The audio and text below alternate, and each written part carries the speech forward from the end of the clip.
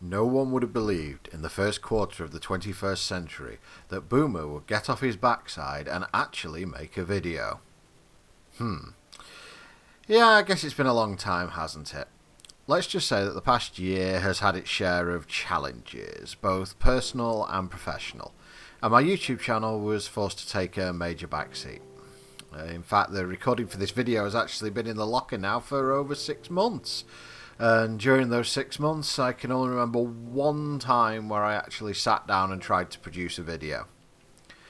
Sadly, this has been a fairly large project on this video, and I wanted to do this game/mod, whichever way you want to call it, justice, and editing a large amount of footage and being wrapped up in the aforementioned issues, I didn't really come back to it for a long period of time. For those of you who have stuck with me, and for the new subscribers I've gained along the way, my heartfelt thanks does go out to you. I might not rely on YouTube for my income, which to be honest is a pretty good job considering my shambolic release schedule. However, I'm at least somewhat proud that I've been able to carve myself a small niche, and hopefully I should be able to produce a few more videos going forward. As of now, I'm not really able to promise anything, and I may not be able to commit to making extremely long series type videos in the future, although I do intend to complete what I've started. I might want to settle for content that's a little bit more slicker, a little bit more condensed, and probably similar to what you're likely going to see within this video. But overall, I'm going to make that decision in the future, as before. As I said, I'll finish what I've started, even if it takes me for a long period of time. So, with that said, let's get on with the video, because I've been looking forward to showing this off for some time. So now, where was I? Okay, oh, that's it, yes. No one would have believed that in the first part of the 21st century that there would be a franchise which Boomer loved as much as, if not more than, Star Trek.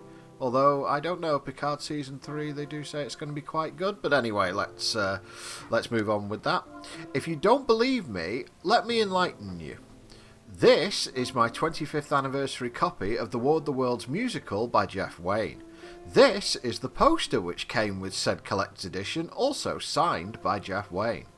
This is the programme from when I went to see the live performance of War of the Worlds in 2010, and this is the programme when I went to see it last year on the Life Begins Again tour. This is my t-shirt from the War of the Worlds immersive experience that I went to down in London. This is the t-shirt from the Life Begins Again tour. This is my mug from which I like to drink tea because I'm British. This is my other mug out of which I drink tea. You may argue over which one's better in the comments. These are my collection of lithographs from the iconic artwork from the War of the Worlds musical. And these are the DVDs not only of the Tom Cruise screaming child simulation that passed for War of the Worlds in the early 2000s, but also of the much more niche Asylum version of War of the Worlds, which is probably more accurate to the story, but definitely doesn't have the billion-dollar budget. And yes, I've got the DVDs of the live performance as well. Oh yes, these are my War of the Worlds snoods from when we all had to mask up during lockdown. I haven't worn them for a while, but I certainly did when I went to watch it live. This is part of my Audible library. I am not sponsored by Audible, but I certainly could be.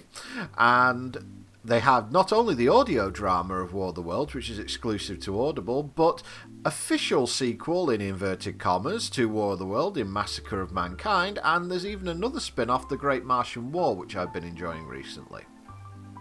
So, you see, I'm quite into this stuff, but the issue is, unlike Star Trek and its plethora of rather mediocre games and probably a couple of decent ones, War of the Worlds doesn't really, and it hasn't really given us too much in terms of video games. Oh, and by the way, this is my copy of the 1998 Jeff Wayne War of the Worlds PC game.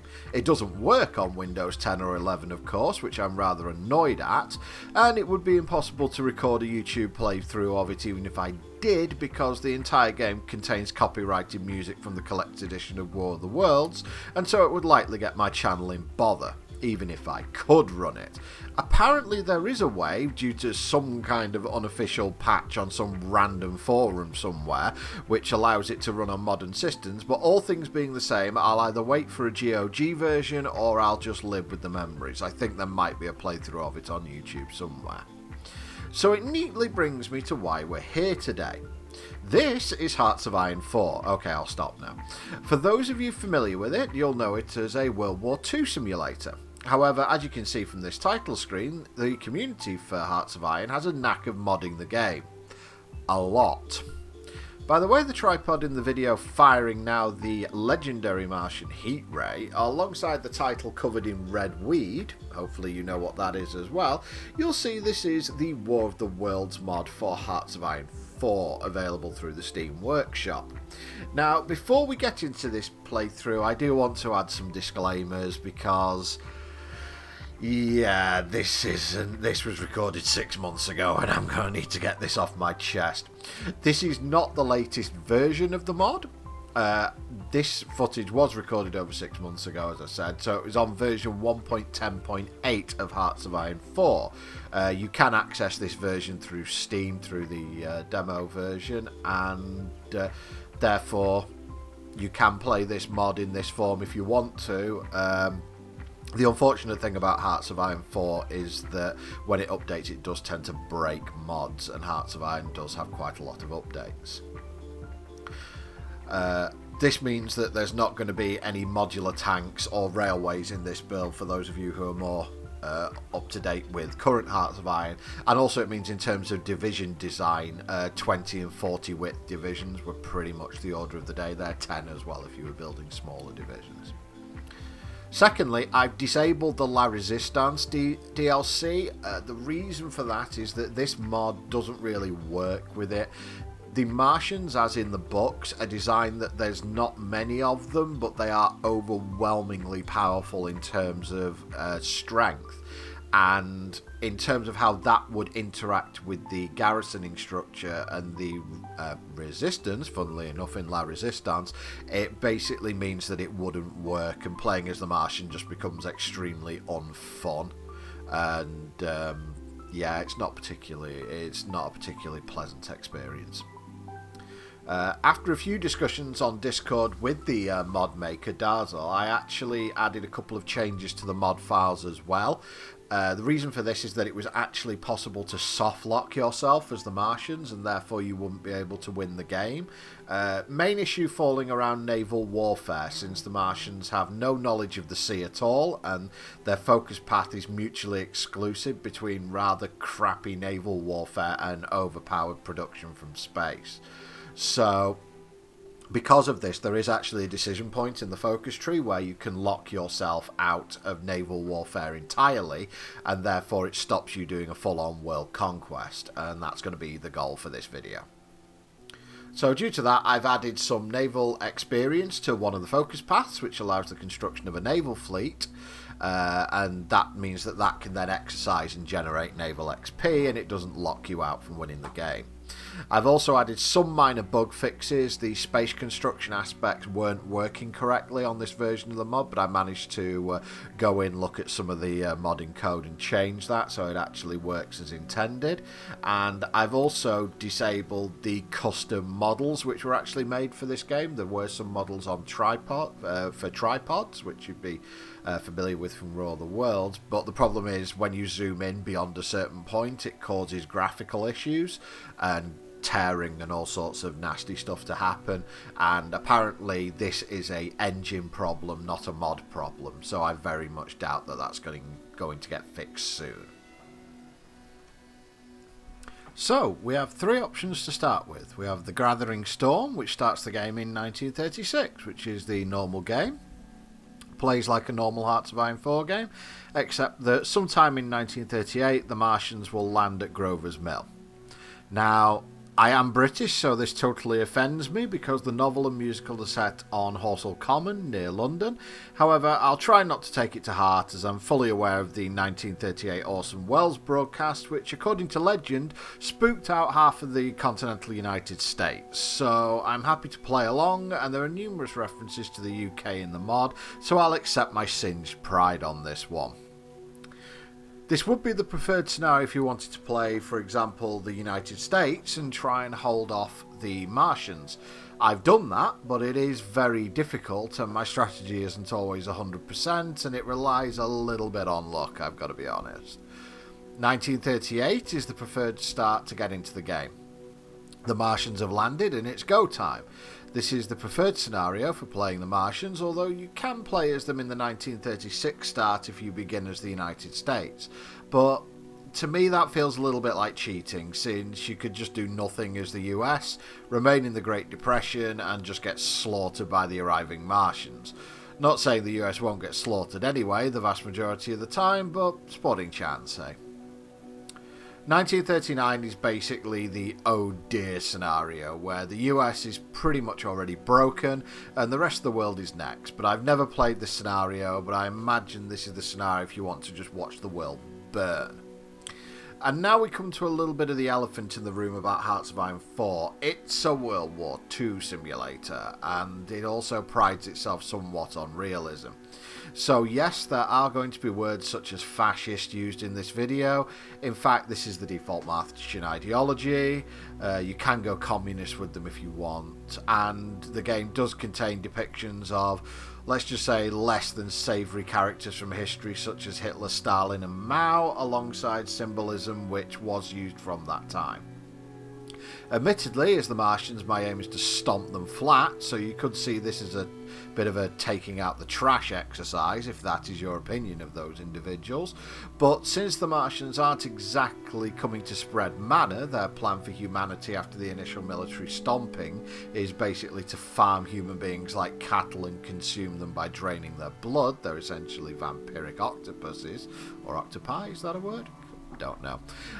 But just for those of you who might have a slightly more sensitive disposition towards those sort of things, I'm putting this here as a fair warning that if this is the sort of thing that may upset or offend you, please feel free to click off the video now. Obviously won't hold it against you at all, and thank you for watching this far. I'll leave a few seconds after this message so that you have time to click away if you'd like to.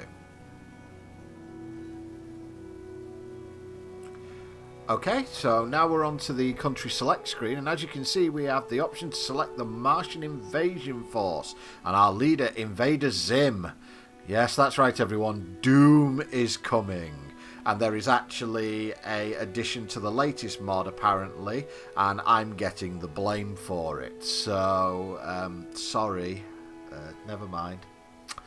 The history of the Martians is actually taken from the Jeff Wayne video game, and it's also made it into the live performance of War of the Worlds. It makes the Martians somewhat more sympathetic, not by much, but somewhat more. The reason for the Martian invasion is that Mars is a dying world and they need our resources in order to survive.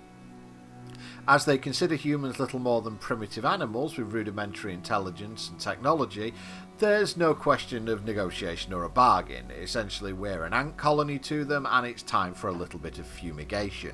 In fact, the original War of the Worlds book by H.G. Wells has been commented on as being very much a commentary on British colonialism of the time, and how destructive it was to native life and native peoples. So this was essentially H.G. Wells's version of the Martians doing to the British what the British had done to the probably about a quarter of the globe at that point.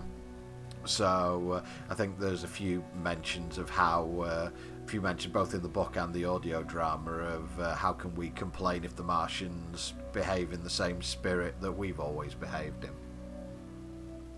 So, in terms of the game, many of the bonuses the Martians get might seem overpowered, and well, they are. The goal, as in the book, is to start in one single province, Grover's Mill, near to New York, and not Horsell Common near Woking.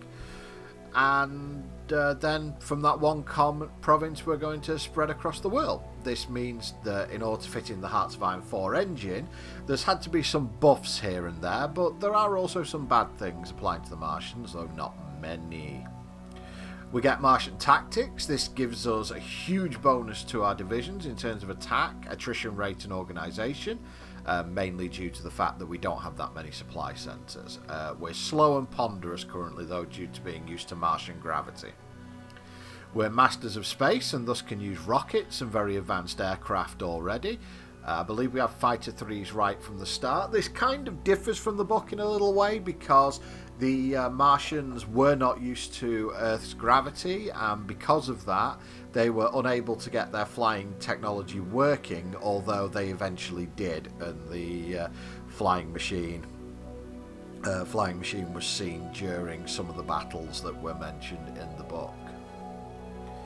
Given that we're an invading force, we have almost total war support and we can justify very quickly, but we do have very severe manpower shortages.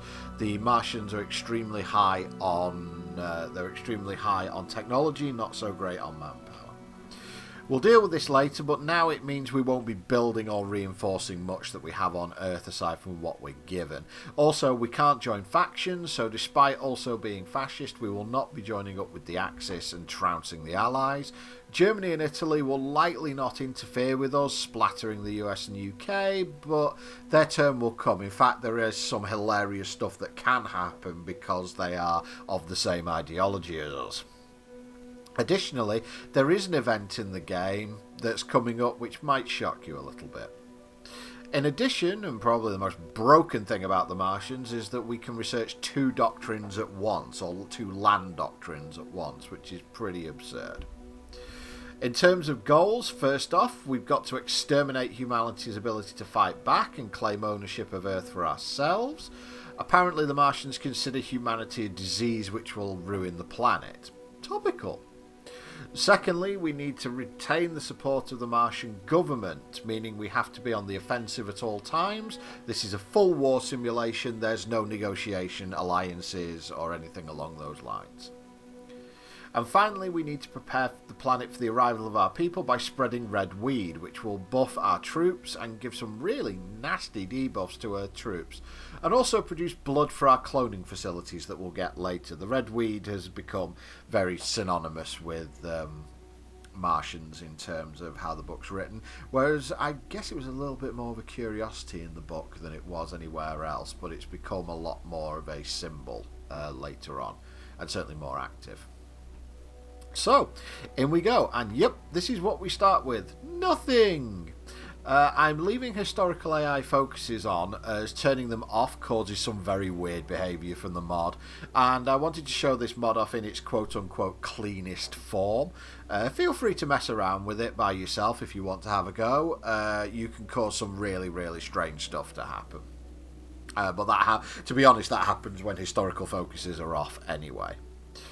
As you can see, a couple more buffs and debuff. Distant capital means that while we don't surrender as easily, you'll literally have to take all our cores for us to surrender. Not that that matters currently, because we only have 1 core.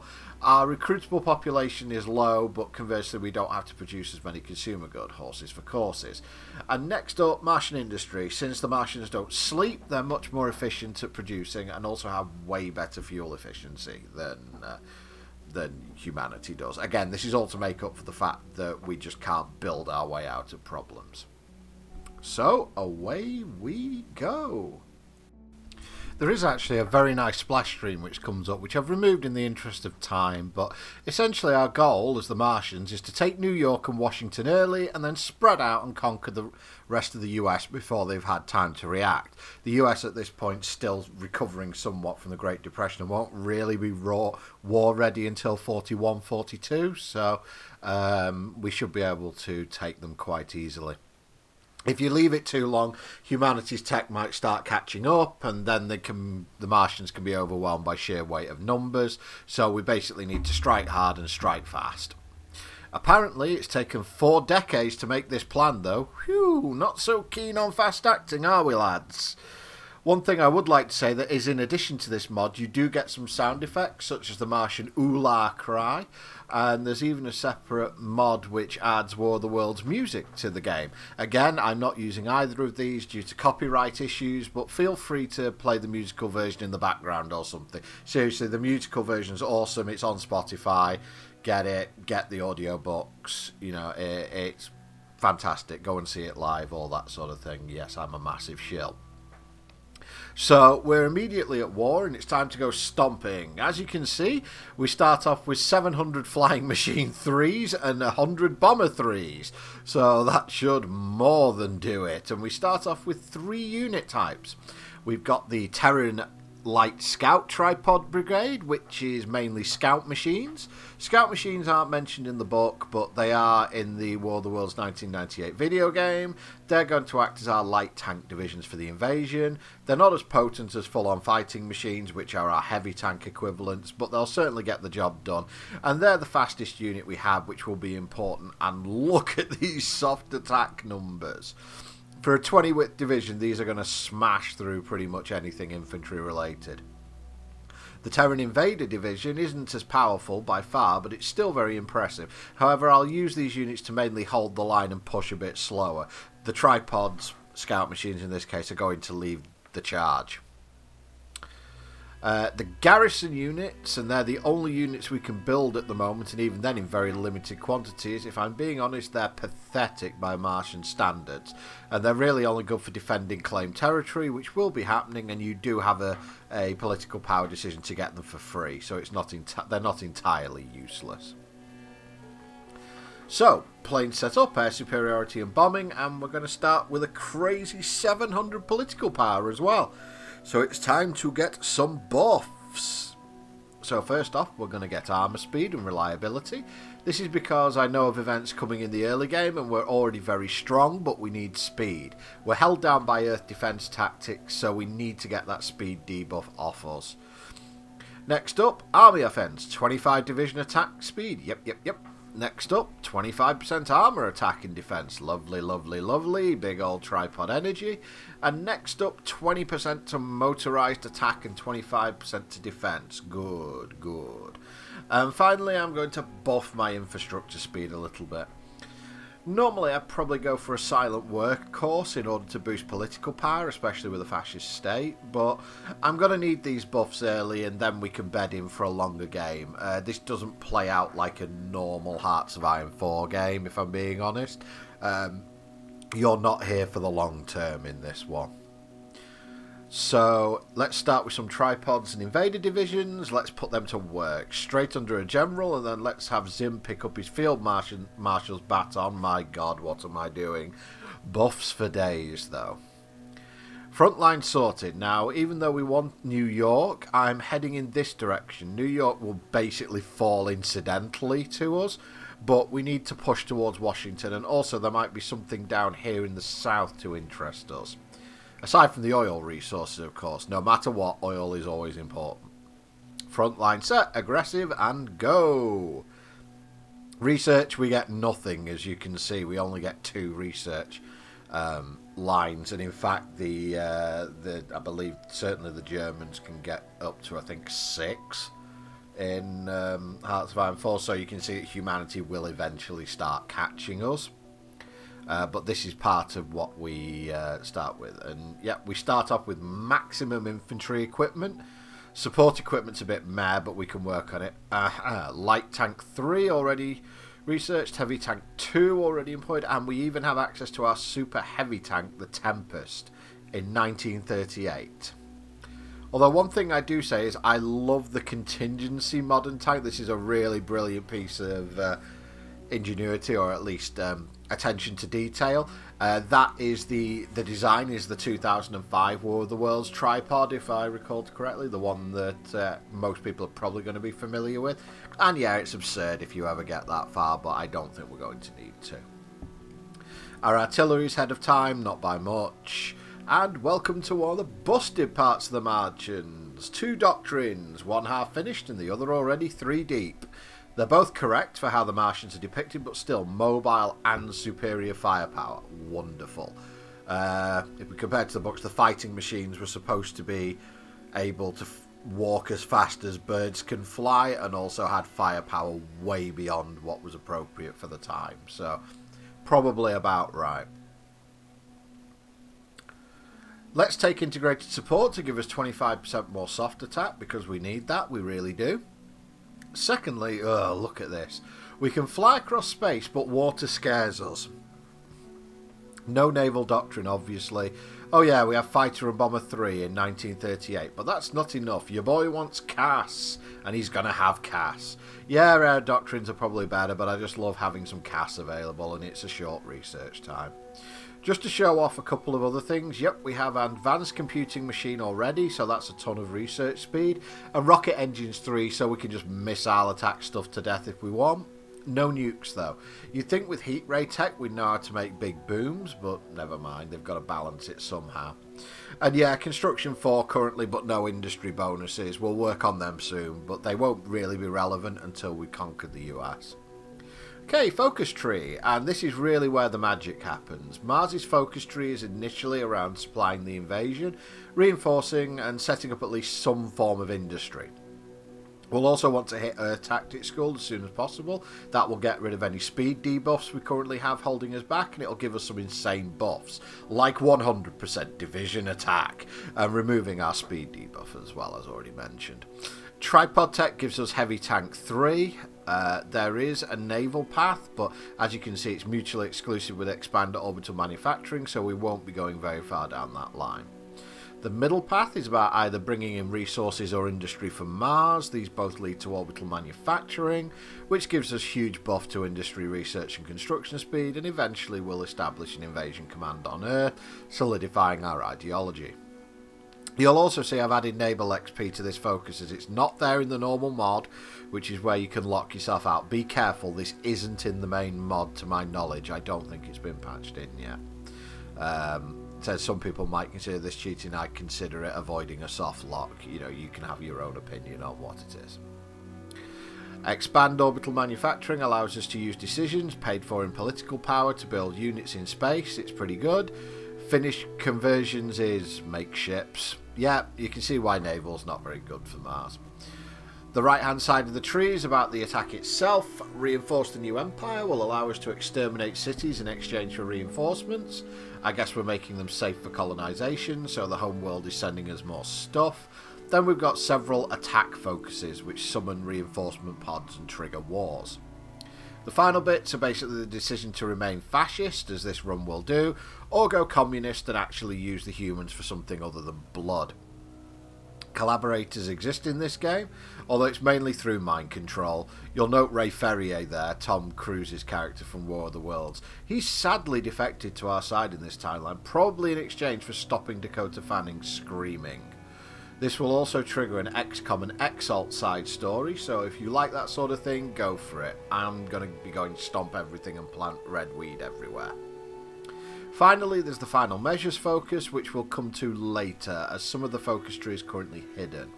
We're going to go the invasion first, because that gives us a 50% land and 50% air doctrine bonus, some rocket sites and fuel silos, and opens up the path to the Earth Tactics School. Also, 7 days is an easy start, gives us 50% world tension too. Oh, I forgot, more bonuses. We're invading the US, so we get attack and defense bonuses for a bit against them. Splendid, let's go. Now, the US are currently being nasty and researching Warplan Iron, which is basically help we're being mullered. I believe that once completed, they can go Defense of Earth, and then it's an 80-20 coin flip on whether they call in the Allies or some American allies to the war. I believe the American ally decision is 80-20 on historic. And I think on non-historic, they can actually just call the entire allies in against you immediately. They just join the allies and call them in immediately, which is a bit harsh. Anyway, we're going to punish them for their insolence, and it looks like New York's going already. So, invasion is done, but I really want reinforce the new empire, but I can't get that until I've taken New York. So I'm actually going to wait with no focus until I take New York. It shouldn't be very long. There we go, New York's gone, and now we have a decision. We're going to exterminate the population, but the home world's offering us a choice, either scout machines or the Tempest super heavy tank. under pretty much any other circumstance, I'd take the Tempests. Because they're basically juggernauts. Think fighting machines, but bigger and with multiple heat rays. I think they have 4 legs as well, but they're from the Jeff Wayne 1998 War of the Worlds video game as well. Right now, though, for me, speed is the name of the game, so it's scout machines, especially since I don't have Earth Tactics School. I think I also get 12 units with scout and less with Tempest, so we're going to go this way. Boom, there we go. Now, these garrison units can just make sure my capital isn't sniped by a naval invasion, as it's my only victory point at the moment. The rest of you get going, and I'm going to get to researching Reinforce the New Empire. Let the smashing continue. And Washington's now gone, so we're just going to wait for Reinforce to complete, and then we'll get some fun options. Now I've got the political power, I'm going to add air superiority to my military staff. I want them nearly full before I go for my civilian government. Bit odd, but we are very militaristic. Okay, so Reinforce the New Empire is complete. I'm going to import industry just to get some factories. This is a little bit contentious because I control so little territory. But if I'm honest, I doubt it will have much long-term issue, and I just want to import factories, not materials. Now, Reinforce is done, so we can open the decision menu, and now we can exterminate Washington just like we did with New York. And again, more scouts. Speed is what's necessary now, and we'll find out why shortly. Light Tank 3s are more than enough for now. Now we've got max 30-30 forces under our general, it's time to put the scout machines on the front line and reinforce our defences. If you're interested, the bi-yearly reinforcement request gives you 4 garrison divisions. Wonderful. I guess it's a defensive force if nothing else. Uh-oh. Well, this is awkward. And I'm not just talking about the fact that our worst enemy seems to be a crow that's able to peck through our bloody fighting machines. Or that this image gave me nightmares as a 4-year-old kid. Yes, as I'm sure anyone even remotely familiar with the storyline is aware, after all man's devices failed, the humblest creatures on the earth, bacteria, were what killed the Martians and stopped them from exterminating mankind. Of course, that wouldn't make for much of a game, so as you can see, it would appear that in 1938 this plague is man-made and not just one of the many hideous 19th or early 20th century diseases that were floating around at the time. No, it's not the 21st century version either, for those of you thinking it. So now we have to book it to Georgia and hold Atlanta, the only VP in that area. And for that I need the scout machines. Tempests are not fast enough. This is a straight race now. And we have about 2 weeks, although I think there's a random element to that as well. On a side note, if you're a complete buffoon like me or just want to see what happens, you will not know how units handle in this game, and after completing orders, they'll go off on their own to do something, not only leaving them open to a massive encirclement, like you can see here, but also moving off the bloody VP and getting it nicked and letting this happen. You'll note that I currently have negative PP and that my national unity is 22%. Now I can fix this by fully conquering the US, I believe, but that makes this harder, and it also makes it possible for a second disease trigger to fire, and if I mess that one up, it's game over. In the case of that happening, we have to retreat before we're all dead. However, since this was down to me not knowing where the hold position button is, this is what really happened. This time I assigned the scout division to a defensive line on the VP, meaning that it's not going to move even if encircled, and yep, there we go, cure found, disease averted. In fact, in response to a call from Dazal, I actually asked to have an achievement for this entitled Not This Time.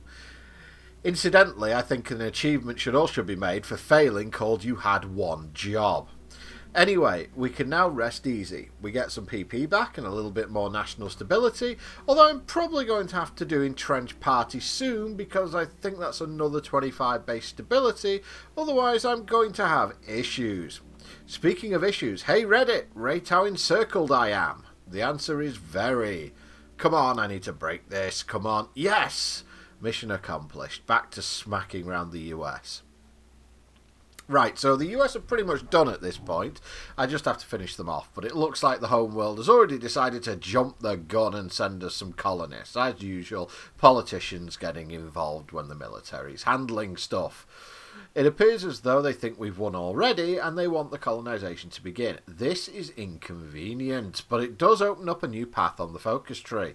You can see now that we've got the choice to begin colonisation to solve our manpower issues, and it gives us a few more core territories and more manpower boosts. In addition, this now feeds into the Fallen Earth focus, which is basically Martians win. Now this comes with a few caveats. In order to get to it, you have to research final measures, which basically turns every faction in the world against you and unites them under one flag in, I think, 99% of circumstances on historic. This is cool if you want one big final punch-up, but it's also extremely annoying. If you want the easier win, you'll need to eliminate every faction in the game, which isn't Martian, and that will bypass the final measures focus. So I'm going to focus on the easier way to world conquest. If you want to see some of the cooler things that can happen, you don't have to do this at all. The mod's super deep and I'm only scratching the surface in this video. You can also, as I said, just turn off historic AI and just watch the utter carnage, but don't say I didn't warn you. Oh yeah, I was researching cash, wasn't I? Really useful with my one military factory that's currently producing infantry equipment. I think I'll just focus on doctrines, although industry would have been fine too. Okay, cool. So we've now unlocked import industry decisions, which we can pay for with political power. You can see I've got a bit of indecision, but I decided to go for Interstellar Army for more doctrine bonuses and getting close to that delicious Earth combat score. Although I'm worried about stability, Entrenched Party is definitely an option here, I suppose, as well. Now, under decisions, I can import some industry and add some off-world factories so I can actually build anything, I guess. Just going to keep making infantry equipment for now because, trust me, I'm going to need a ton of it to build anything. And then I'm going to change my mind and build replacement fighters. Remember, indecision is key in all these games. Oh, so the US is doing defensive Earth now. Cross your fingers. Okay, while I'm here, I haven't yet shown the most broken ability of the Martians, have I? Check this. That is a suspension pod. Just drops 2 units from anywhere in hostile territory unless there's anti-air in the vicinity. Martian paradrop from space. Now, this may not be that useful right now, except to trigger this event for giggles, I suppose, but when your navy's non-existent, this is how we're going to get across the sea. You do you, US. Nice one. So, now I get to increase construction speed by 10%, and more importantly, this shifts us onto the next level of factory imports. These import requests are mega important to even having an economy in this game as the Martians. Will this ever end? Just die already, America. Ooh, Interstellar Army's happened. Yep, we're going to go straight for Earth Tactics School. We didn't do the Interstellar Army not to do that, and soon we'll be even more unstoppable. Oh, and by the way, World War II's just started, and oh, that looks painful. US, are you okay? No, apparently not. That's them capitulated, and so I'm going to get all the resources I need and a huge landmass to start off the next war with, but I better start quickly or the home world's going to get upset. I have 8 military factories, my god. I really need to get some industry and set up my forces on Canada's border. Don't ask why. I'm also going to set up some future construction queues for when I do get my stuff together. Won't be for a while though. So let's just keep air defences okay. With the US defeated, I've actually decided to abandon Earth Tactics School for Attack the Allies. As you can see, the home world is annoyed. I've not attacked anyone for 5 minutes, so I have to switch up. You can see I have 40 days to resume being at war, or there are consequences. Oh, Canada. Once this is done, I'll go back to Earth Combat School and then Entrenched Party. Maybe not in that order. I figured I might as well improve what I have, so civvy factories and infrastructure needed. The US is going to be concreted over and used to churn out resources, and then I'll switch to mills. While I'm here, more industrial allocation please, this will allow me to import more. And there's further industrial allocations. That's 6 new civvy and 6 new military factories, which embarrassingly almost doubles my military factory numbers. 1938 USA sucks. Okay, so that's Attack the Allies complete. We should get an event soon that allows the real War of the Worlds to happen. None of this USA stuff. In order to help, it's time for a tactics school. I'm banking on this letting us pretty much roll the whole of Europe, although the Germans and Russians may have something to say about that. I love how apparently we're using paratroopers. Well, we might as well be, because holy moly, that's 6 scout tripod divisions and 12 motorised alongside more flying machines. If the Martians had done this initially instead of the stupid 1 cylinder at a time jobby they did in the book, they'd have gotten a lot further than London. Anyway, new general, and yes, it's Marvin the Martian. They've made him very angry. I love this mod. The UK has called for aid, so we're going to have to knock them out fast, so let's go. You do realise the force I crushed the US with is on the Canadian border right now, UK? That's a dick move calling them in. Sorry, Canada. But if it makes you feel any better, there goes London, and this time it's going to be Tempests, no scout machines. It's a nice touch. In the book it's implied that the Martians destroyed the Houses of Parliament, no big loss, and with it then Big Ben, monsters. Apparently the royal family got away though, so the UK lives from the Empire, for now. And in fact, there goes the UK. This is very nice to have happen, as the UK is a major naval power, and getting constantly navally invaded as the Martians is really annoying. I'm actually going to lead the vast majority of my forces which attack the UK there to head off any naval invasions. They tend to sort of invade from the colonies, as it were. Seriously, the Martians hate ships. Read the book and look up the Thunderchild. Unfortunately, I've conquered the UK a little bit too quickly for one quite fun event involving the Thunderchild. Well, Northern Ireland's part of the UK, right? Well, we'll take care of that 2x-cylinder drop at some point, but first I'm feeling vindictive, so there goes Panama. Funnily enough, Canada's putting up a big fight because the UK and France are actually supporting them from the Atlantic side, and it's all getting a bit messy. But there we go, there's Earth Tactics School, and I think it's time to remove France from the game as well. And yeah, you see what's happening here now I have a Tactics School and got rid of the debuffs? It's clobbering time, people. And that's actually research done. Amazing, I know. 25% bonus soft attack, nice. Maybe we should add more. And Camp Frugger too. That's fairly insane as well. I'm going to upgrade my infantry weapons though. Lord knows I need more firepower. Canada put up a better fight than the UK mainland did, and it even means one of my free unit focuses got bypassed. Damn you. Anyway, oh, this is horrible. Got to clean up all this mess. You can see all the Allied support. Let's mop up this mess, by the way. Oh, yeah, and by the way, Germany are actually still doing the World War II thing at this point. Oh, for God's sake, Australia are a major now? This means I've now got to beat France and them, and I don't get a free unit drop on Australia. I mean, I'm gonna have to get creative over this. And for my next trick, 10 more free civilian and 10 more free military factories. Nice, huh? We might actually be able to build something, maybe. So, French nuisance. It's more of a side quest than the main shot. But it does give me more free units, so no harm in it. I'm going to go supply the invasion, which reduces our fuel consumption further, and it reduces our out of supply bonuses, so I can be as rubbish tactically as I choose to be. And now it's France's turn, and yes, it means more Tempest. Wow, giant black smokestack, that's really harsh. Although I'm guessing anyone who lives in Blackpool's probably chuckling quite hard now as well. I mean, come on, the French were proud of that before we liquefied it. They had almost 900 tanks stockpiled. Wait, that's 50% of it as well. I'll take it, I guess. Wait, God damn it, Adolf. Yep. For some reason, when the Martians take France, the Vichy event fires and Germany get the Vichy decision. So we get shrunk down to this little pathetic place. I think we're going to have to show them that stealing our credit only has one result, and that is the drips.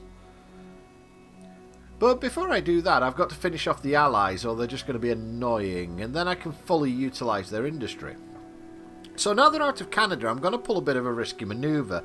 Even though I have no military ships, I do have convoys as the Martians, so I can still sail from port to port. So I'm going to cylinder drop an Australian port and hope that I can hold it long enough to flood in.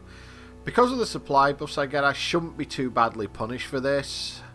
And it's time to get some mills building, though, because we're actually going to build fighting machine divisions during this war, I swear. Fortunately, Australia's not got a very strong military on it, so I don't have too much doubt about holding. I wouldn't pull this manoeuvre on a strong enemy. Ah, that's better. Now we've got a decision to use political power to simply make our factories produce much faster. That said, I think it's time for a silent war course, so we can settle in case this goes longer than we think. A silent war course will just produce political power faster. Focus-wise, our stability isn't too great. An entrenched party will fix that, but I want to go for cool things. I want to show cool things off, so let's go orbital construction yard. This means I can think about building in space. Okay, let's go for this drop. Hold, and also don't get sunk on your way across. Hopefully taking out the UK means they've not got much in this area. Oh, the event did fire. World War II is over. The Germans and what's left of the Allies have signed a white peace. What? France is back. Oh, that stupid decision. You know what?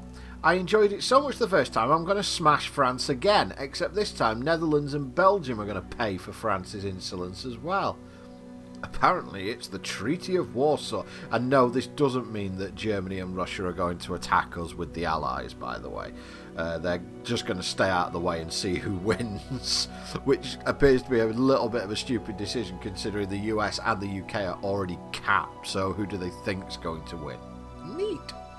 It'll be interesting to see if France falls for a second time before I can actually get to Australia. We're now in a race.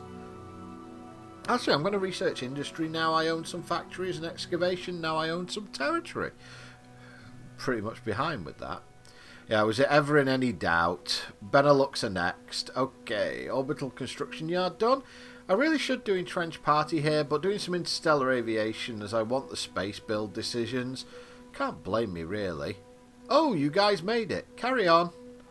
And there go all the Benelux countries, so now I've got a nice long border with Germany. I think once I've done kicking the wallabies, it'll be time to pay them back for the Vichy trick. And that's it. The Allies are done, and thanks to the white peace, Germany get nothing. They lose. Good day, sir.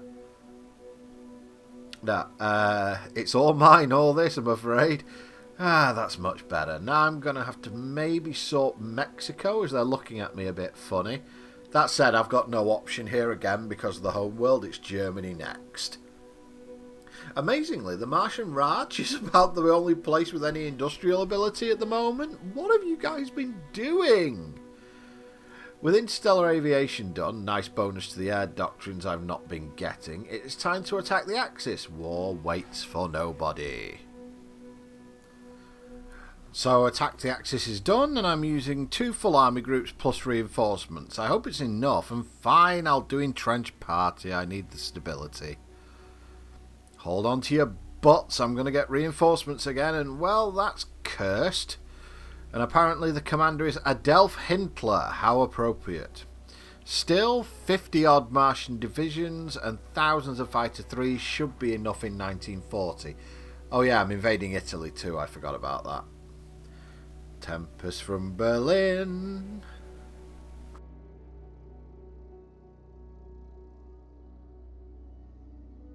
Tempest from Rome as well. Although, ever heard of a 2-front war? How about 3? Spain seems to have achieved more in this hopeless cause than they did in the whole Second World War. Also, Mussolini's died a hero and not been strung upside down in the town square. Come on, one of Italy and Germany needs to cap here so I can swing round and hit Spain. Actually, I'm going to send my Roman Tempest over there. This is getting a bit scary.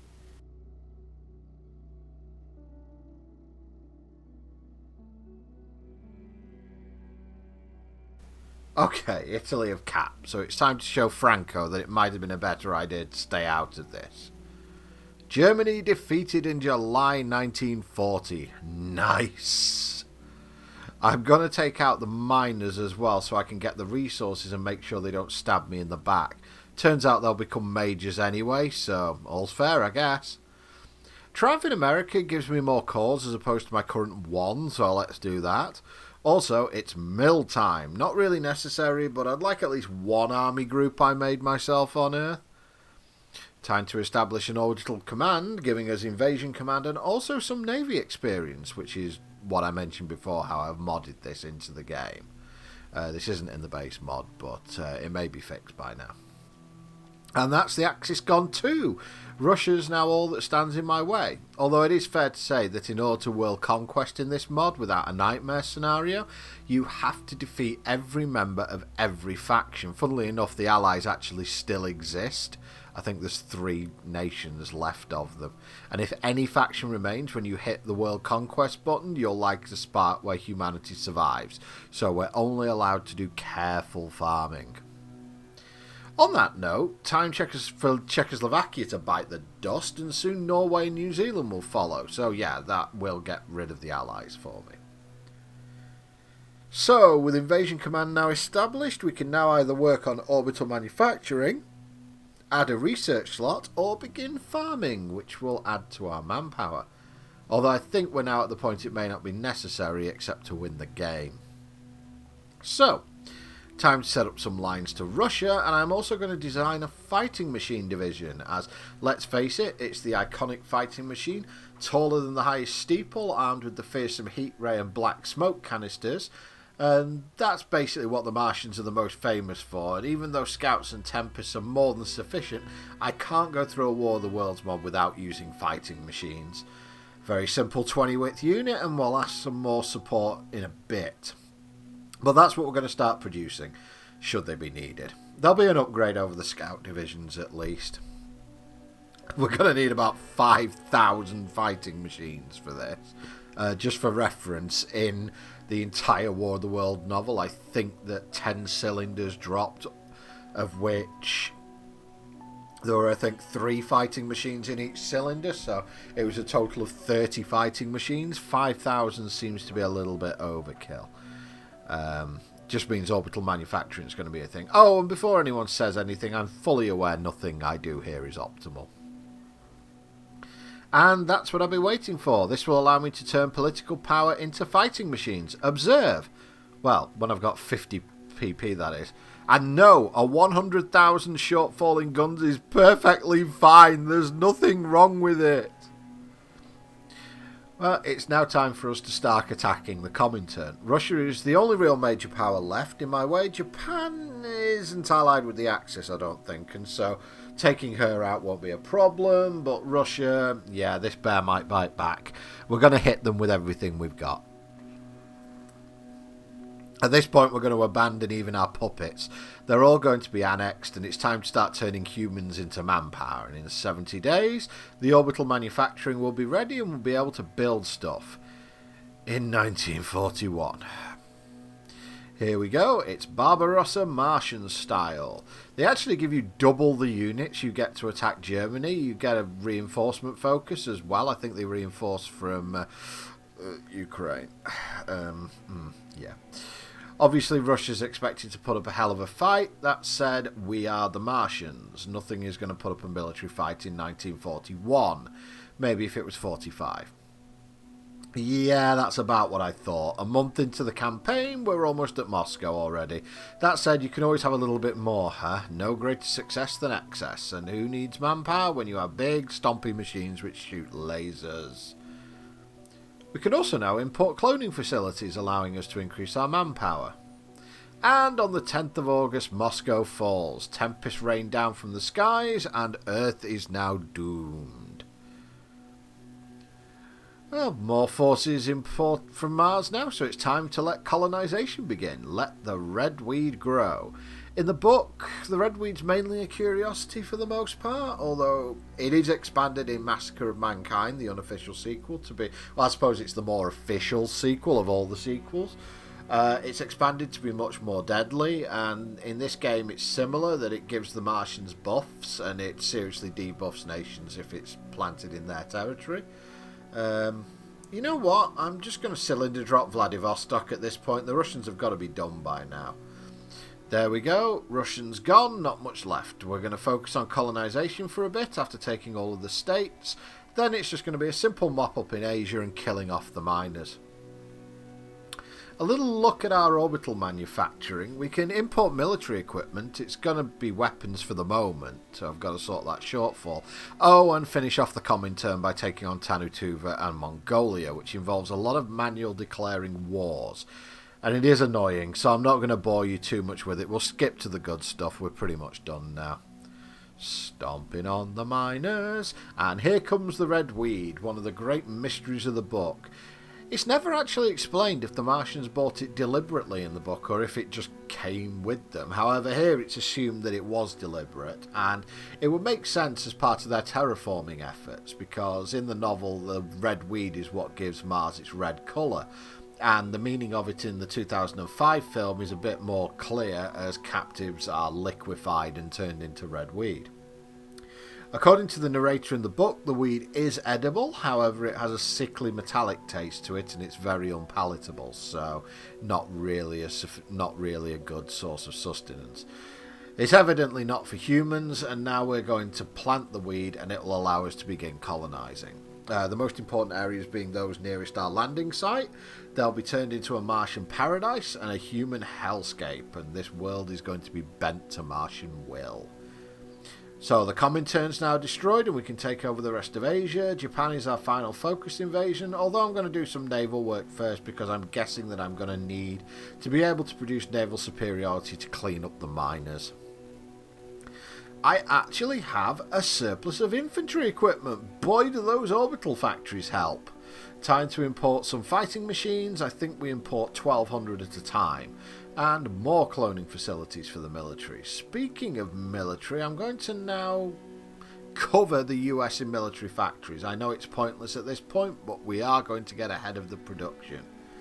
Literal manual war declaration on Japan. But I do still get to do Japanese menace, so sayonara Japan, your massive fleet can't save you now.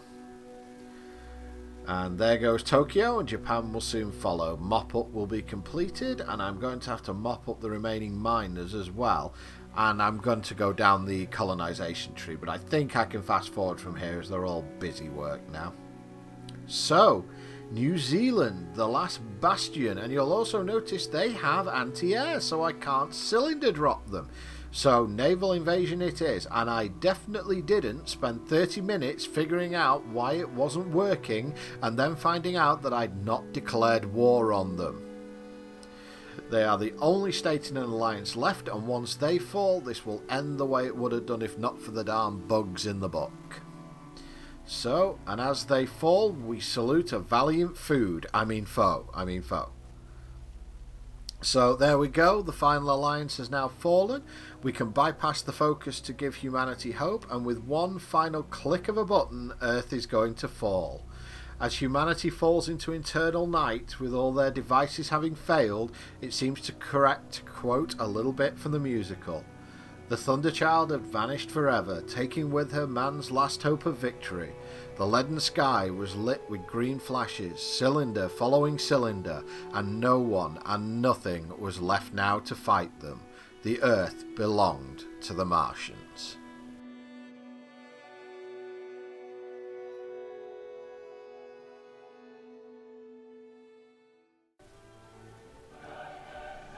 Thank you very much to everyone for watching. Please find the links to the mod below, and thank you very much for staying with me.